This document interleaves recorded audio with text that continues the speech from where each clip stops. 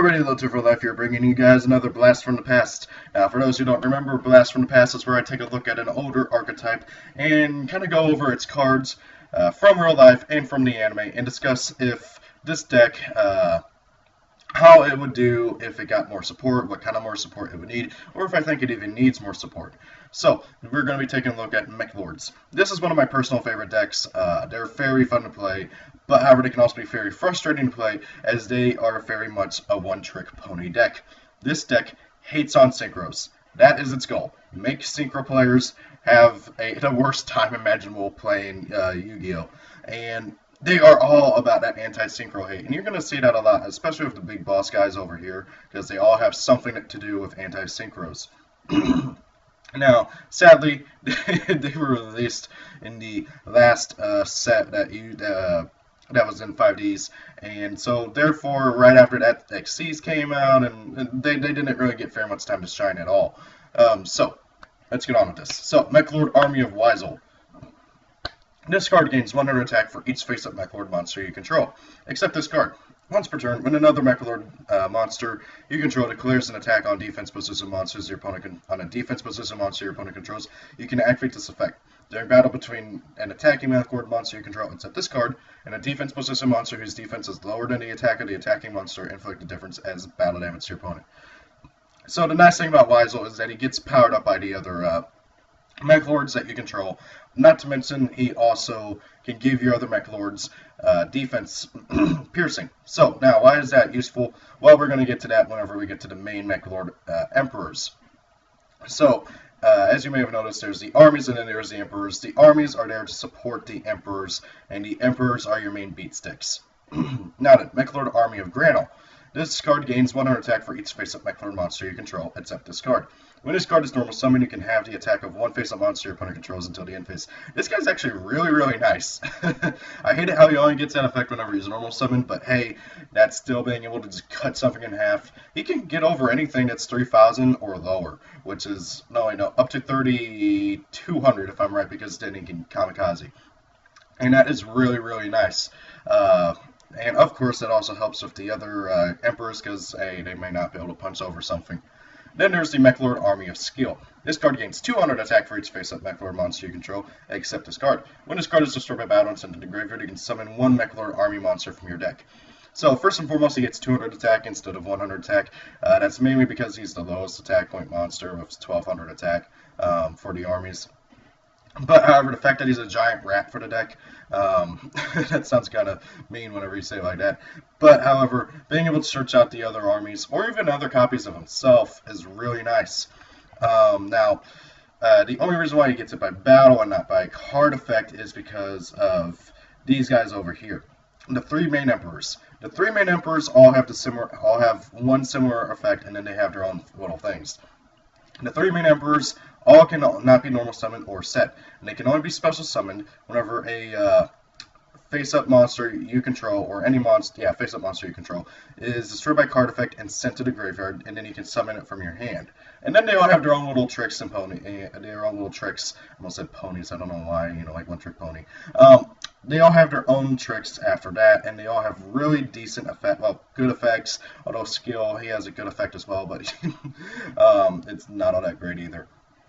So, let's get on with this. So, Weisel says, other monsters you control cannot declare an attack. Once per turn, you can target one synchro monster your opponent controls. Equip that target to this card. This card gains attack equal to those equipped monsters' attack. Once per turn, when an opponent's spell card is activated, you can negate the activation and destroy it. So, first and foremost, other monsters cannot declare an attack. The main reason for this, I think, is to reference the anime where the three main Emperors were not one monster, but they were 5 monsters that made up the one single Emperor.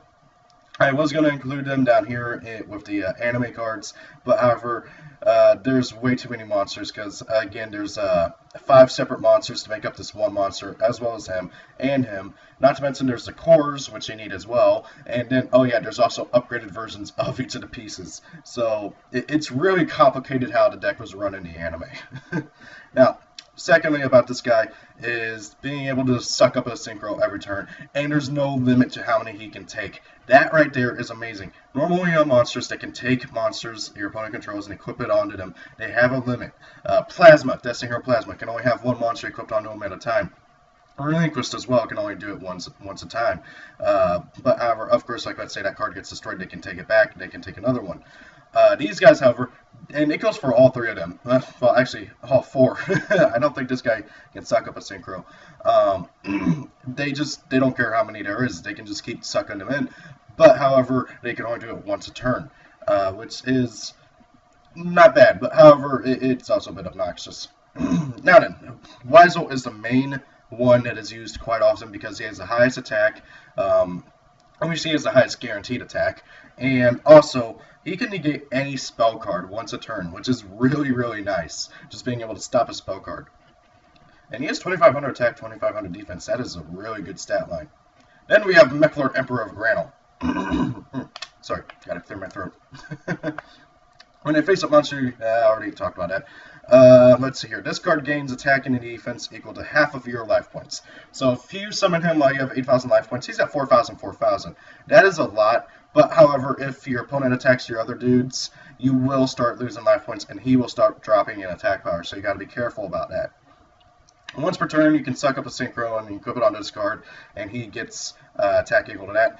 During your main phase, you can select one of those equipped monsters and special summon it to your side of the field and face up defense.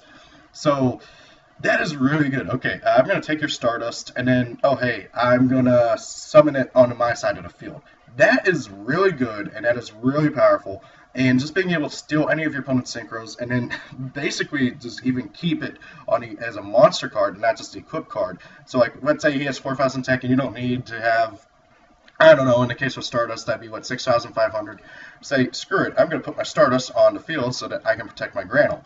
That is really good, and it's really powerful, honestly. All these guys, they have really good effects, but because they are so limited to synchros, they can only use these effects on synchro monsters, the white card, the one single typing a monster that really is not very much used anymore, is what holds this deck back, and I cannot emphasize that enough. If synchros were still the main thing going around, this deck would be a lot better. But because synchros are not the main thing that's running around right now, they're not as nearly as great. Meklord, Emperor of Skill. Same summoning conditions. Once per turn, you can select one synchro monster your opponent controls and equip it onto this card. This card gains attack equal to those equipped monsters. Equal to the combined equip. Yeah, you know. You can send one monster equipped to this card to the graveyard to allow this card to attack your opponent directly. That also is pretty good. Oh yeah, and also he has the other monsters cannot attack. The only one who does not have that, aside from these guys over here, is Granel, which is why I think Granel is honestly the best out of the three main emperors. But however, skill is also really nice. Being able to attack directly, like even just 2,200, that's still a lot of damage that you can just punch in for direct damage. And honestly, though, skill is probably the weakest. But however, he can still be potentially very powerful and get in that last bit of life points that you need to win the duel. Now then, these are the three main emperors, and these are the three main armies. Actually, they're the only armies, which is kind of sad. Now we get on to the kind of bigger emperors. The Dragon Asterisk. Meklord, Astro, Dragon, Asterisk. This card cannot be normal summoned or set. This card can only be special summoned by controlling 3 or more Meklord monsters. When this card is special summoned, you can select any number of face-up Meklord monsters you control, except this card, and send it to the graveyard. This card's attack is equal to the total original attack of the monster sent to the graveyard by this effect. While this card is face-up on the field, when a synchro monster is special summoned, inflict 1,000 damage to that player, to the player who's special summoned that monster. So not only does this punish your opponent for special summoning a synchro, and that's just any special summon. It can be a Call to Haunted back of Stardust or something, and your opponent takes 1,000 damage. But also he can get to a large amount of attack points because it is the combined attack. So like let's say I have all 3 armies out, which does not happen very often. You can get him to a pretty high amount of attack. Let's see, that'd be 4,600 if I'm doing my math right, because 12 plus 18, that's 3,000, plus 16, that's 4,600. And And there aren't many decks that can like really handle a monster like that if you have back row protection along with it. But however, again, he only does the damage if your opponent summons a synchro. And granted, you'll also take the damage if you summon a synchro, but it doesn't happen like in this deck at all.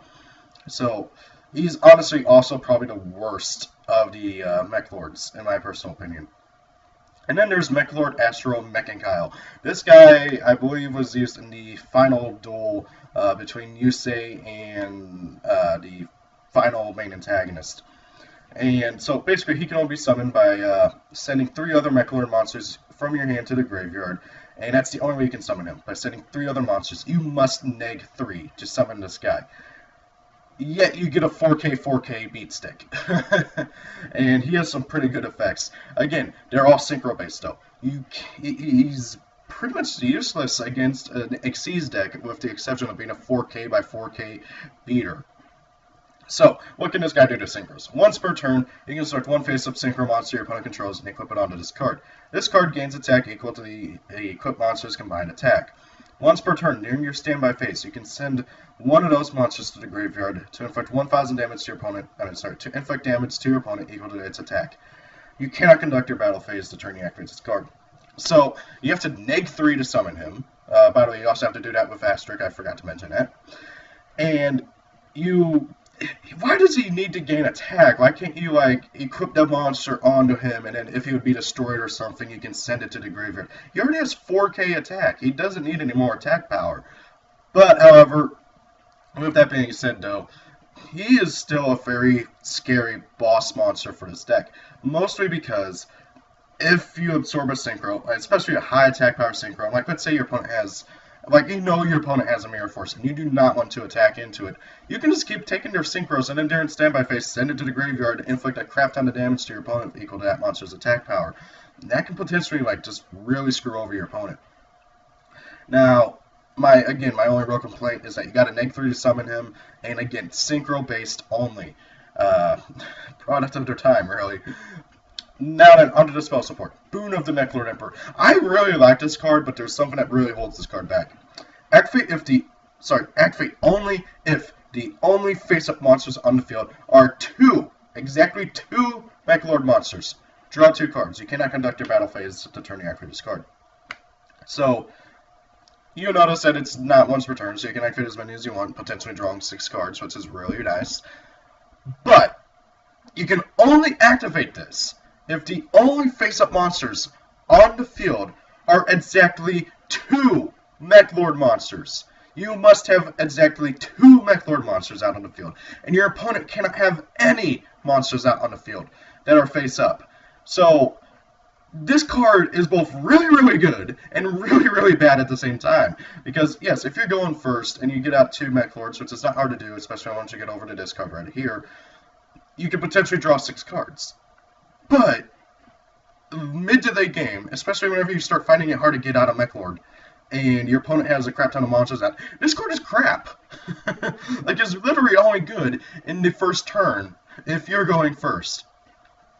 And it's because of this that really it kind of just irks me that they put that stupid hindrance on their draw card. Heck, I'm surprised they even got a draw card, really. And then there's Reboot. This card's not that bad, but it's kind of weird. Shuffle 1 Meklord monster from your hand into the deck. To select 1 Meklord card in your graveyard and add it to your hand. So the nice thing is that you get any Meklord card, and there's a lot of Meklord cards. You're going to be mainly getting monsters or factory. Sadly, you can't get Mech-Time Blast because it's not a Meklord. But however, you can get Meklord Fortress, which actually I think it's supposed to be used to get because it's in the card art. Army, and all the monsters. And oh hey, you can even get the draw card back. But however, you have to shuffle a Meklord monster back into your deck to do it. That can be both useful and kind of not so much useful because, like, let's say you open like triple army of skill and you want your skill back in the deck, so you could do that. Or I'm trying to think here, or you don't want one of these armies. One of the emperors in your hand. So it's really, really nice. But however, again, it's just I don't like that cost of having to shuffle a Meklord monster. Now then, the Resolute Meklord Army. Face-up attack position Meklord Army monsters you control have their effects negated and cannot be destroyed in battle. This card is really, really good it keeps your Meklords out on field, which is useful for this card right here. And it keeps your, it allows you to go into Xyz plays easier because these guys do not stay on the field for very long. I hate it out negates their effects, but whatever. But however, the key thing is that it prevents them from being destroyed by battle, which means your opponent must destroy it by a card effect or destroy this card. Which, if they destroy it by a card effect, these guys are going to come out. Now, it only affects the armies, which is good because the emperors, they don't want their effects negated. The Meklord Fortress. Now, Meklords have 2 field spells. One really, really good, the other not so much. Or at least it has potential to be good, but is held back, again, by being totally reliant on being anti-synchro. Meklord Fortress is the not-so-great one. Face-up Meklord Emperor monsters you control cannot be targeted by the effects of synchro monsters, which is really nice. I mean, hey, it prevents your opponent from Scrap Dragoning your Avisal. But again, by synchro monsters. This would be so much better if it just said any monster from the extra deck, or something like that. When this card on the field is destroyed and sent to the graveyard, you can add a Meklord Emperor monster from your deck to your hand, which is really nice for being able to search out all your boss monsters, but however, you really don't have that hard of a time getting them anyways, so yeah, it's not that much of a problem. Then there's Fortissimo, the Mobile Fortress. This card is, I think, a mandatory 3 of in the deck if you're playing pure Meklords. That's because once per turn you can special summon a Meklord army monster from your hand. Okay, normal summon, effect, special summon, go for an Xyz, or hey, activate Boon. This card is really, really good, and I do believe, and from my personal playtesting, I think it's a mandatory 3 of in pure Meklords. And then, onto the trap cards. Chaos Infinity. Change all defense position monsters on the field to attack face-up attack position. Then, special summon 1 Meklord monster from your deck or your graveyard. Its effect is negated and is destroyed during this turn's end phase. So, pros and cons about this card, because it's actually a stupidly good card if you play it right. Change all defense position monsters on the field to face-up attack position is its cost. There must be at least 1 defense position monster on the field to activate and resolve this card, which is a bit annoying at times. But being able to special summon any 1 Meklord monster, which you can just forget about summoning these guys because they cannot be special summoned by their own effect, so you must summon out an army. It is really, really nice. It helps with Xyz plays, and also, of course, getting out the Emperors, because they will be destroyed during the end phase. It can also be useful for saving your butt if your opponent's about to LTK you, or something like that. And then there's Mech-Time Blast. Select 1 face-up Meklord monster you control and 1 card your opponent controls. Destroy both cards. This card is really good, and you can obviously tell that it is made to get out the big guys, partly because you can actually see the core of one of their bodies in the artwork. It's really, really nice, and it's a mandatory 3 of, in my personal opinion. It is a bit annoying that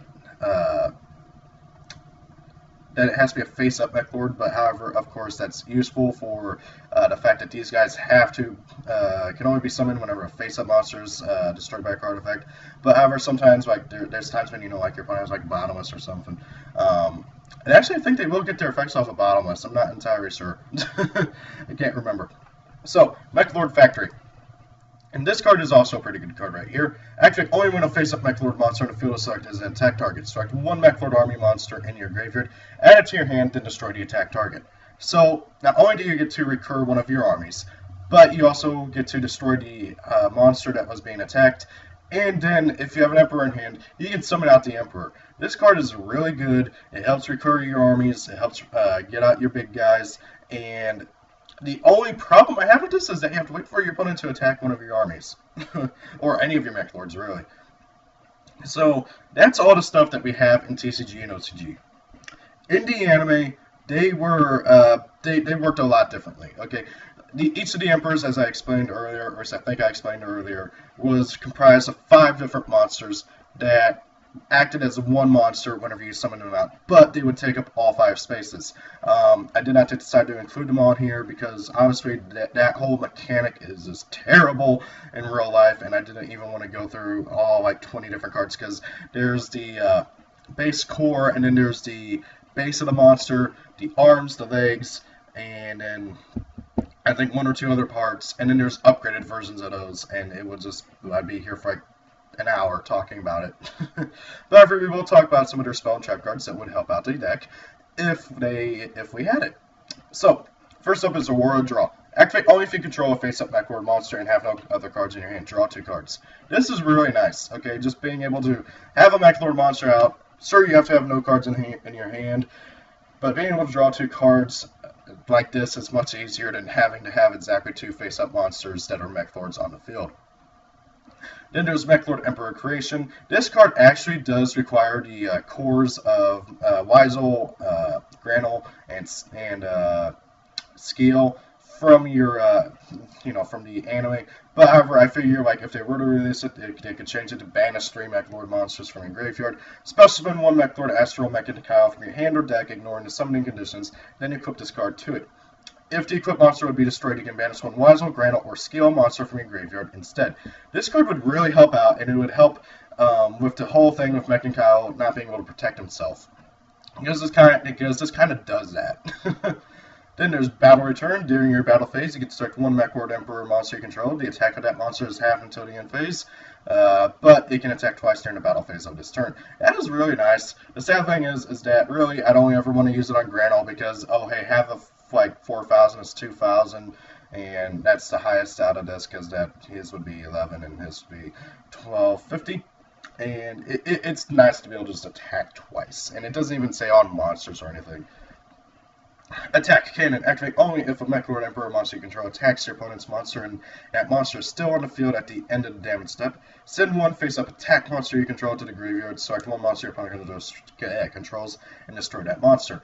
Now, again, with the 5 pieces of each of the monsters, one of them is called the attack, like Weisel attack, Granel attack, Skill attack, something like that. Again, I figured they could just retool this, say, send 1 Meklord monster you control or something to the graveyard and pop that monster or something like that. Infinity Wall. Activate only if you control a face-up Meklord monster. Negate any card effect that will destroy a card you control this turn. So, being able to just stop anything. This obviously is supposed to protect your Emperors, okay? Just being able to stop your, Granel from being Mirror Forced or Darkhold. Because even though this deck doesn't mind destruction effects, they still don't like it whenever it comes to their Emperors being destroyed unless they have another Emperor in their hand. Also, obviously, if you have a crap ton of Synchros attached to them, you don't want to lose those. So, being able to protect the destruction of your monster, stop the destruction of your monster is really, really nice. Now, overall, what do I think this deck needs? First and foremost, I think they need more Emperors, and maybe 1 or 2 more armies. Okay, I think the armies are fine. But, the Emperors, we need more Emperors, and we need more Emperors that like are anti-Xyz, Fusion, Pendulum, Ritual, something like that. Konami is sitting on a potentially really good anti-meta deck here. If Konami wanted to, they could release more Emperors, and these Emperors could have, like, just say, target 1 monster that was special summoned from the extract that your opponent controls, equip it onto this card, it gains that monster's attack, and then maybe add on some other effect. I really wish Konami would look at this deck and go, we messed up here, we released this way too late, let's add some more. Are they going to do that? No. Okay, honestly, I like their Spell and Trap card support. Boon is okay, but however, their biggest problem is that they are too reliant on stopping Synchros. All they really need is more monsters that state anything from the extra deck or a Fusion or an Xyz, something like that, and then I think the deck would be just fine. I feel like the anime cards, especially the, obviously they have to be retooled a little bit, like this one, that one, yeah, just mainly these 2. I feel like they could be a lot. I feel like they could help out the deck. Infinity Wall especially, Aurora Draw to some extent, but however, I don't really see it happening. It'd be really nice, but I don't see it happening, unless somebody in the newest anime is going to end up using the Meklords. You never really know. But overall, I really think that what this deck really needs is more anti-whatever monster. Just no more Synchros. They have plenty of anti-Synchro stuff. They need anti-Xyz, anti-Fusion, anti-Ritual, anti-Pendulum. Am I missing something? Anyways, so guys, I hope you enjoyed the video. thank you all for watching. Tell me, what do you think Meklords need to be good, or even slightly relevant? So guys, again, thank you all for watching. Hope you enjoyed the video, and tell me what deck you would like to see in a future Blast from the Past. So guys, thank you all for watching. See you guys later. Peace out.